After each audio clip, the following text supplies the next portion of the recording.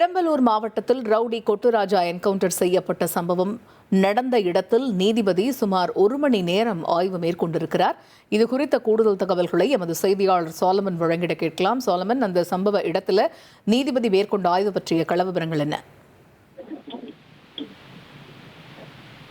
பெரம்பலூர் மாவட்டத்துல போலீசார் பாதுகாப்பின் போது வெள்ளை காளி என்ற ரவுடி மீது நாட்டு வெடிகுண்டு வீசிய வழக்கானது பெரும் அதிர்வலை ஏற்படுத்தியது. இந்த விபத்துல மொத்தம் 3 காவலர்கள் காயமடைந்த நிலையில இந்த சம்பவம் தொடர்பாக 5 தனிப்படைகள் அமைக்கப்பட்டு போலீசார் தீவிரமாக விசாரணை மேற்கொண்டனர். இந்த விசாரணையின் போது ரவுடி கொட்டுராஜா என்கிற அழகுராஜா தான் இந்த சம்பவத்துல முக்கிய நபராக பார்க்கப்படக்கூடிய தெரிய வந்த நிலையில அவரை போலீசார் நாட்டு வெடிகுண்டு மற்றும் ஆயுதங்களை பறிமுதல் செய்வதற்காக அவரை கைது செய்து அழைத்து சென்றனர். அப்போது போலீசார் மீது அவர் நாட்டு வெடிகுண்டை வீசி கத்தியால வெட்டியதால அவர் என்கவுண்டர் செய்யப்பட்டார். என்கவுண்டர் செய்யப்பட்ட அவரது உடலானது பெரம்பலூர் மாவட்ட அரசு மருத்துவமனையில வைக்கப்பட்டிருக்கிறது.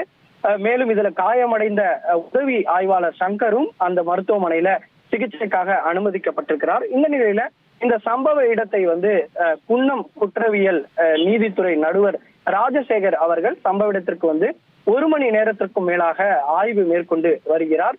சம்பவம் எங்கே நிகழ்ந்தது, அவர்கள் ஆயுதத்தை எங்கே பதுக்கி வைத்திருந்தனர், நாட்டு வெடிகுண்டு எங்கிருந்து வீசப்பட்டது உள்ளிட்ட பல்வேறு கோணங்கள்ல அந்த ஆய்வை மேற்கொண்டு இருக்கிறார். எவ்வளவு தூரத்தில் இருந்து காவல் ஆய்வாளர் அந்த கொட்டுராஜாவை சுட்டார், எத்தனை ரவுண்டுகள் சுடப்பட்டது உள்ளிட்டவை விசாரணை மேற்கொண்டு அவர் அந்த ஆய்வை மேற்கொண்டு வருகின்றார். இதற்கு முன்னதாகவே ஐஜி பாலகிருஷ்ணன் மற்றும் எஸ்பி அனிதா ஆகியோரும் அந்த சம்பவ இடத்தை பார்வையிட்டு அந்த பகுதியில அந்த சம்பவம் நடைபெற்ற போது எந்தெந்த காவலர்கள் சம்பவ நேரத்தில் இருந்தனர் அவர்களிடம் விசாரணை மேற்கொண்டு அவர்கள் பதிவு மேற்கொண்டனர்.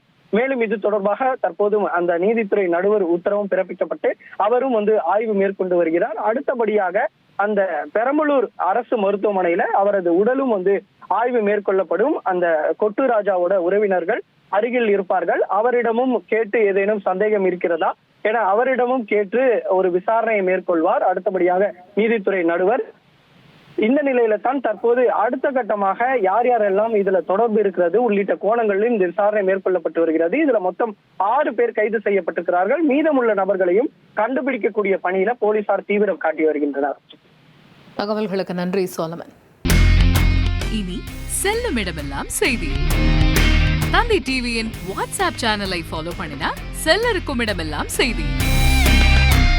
இதோ QR கோட் இப்பவே ஸ்கேன் பண்ணுங்க, ஃபாலோ பண்ணுங்க.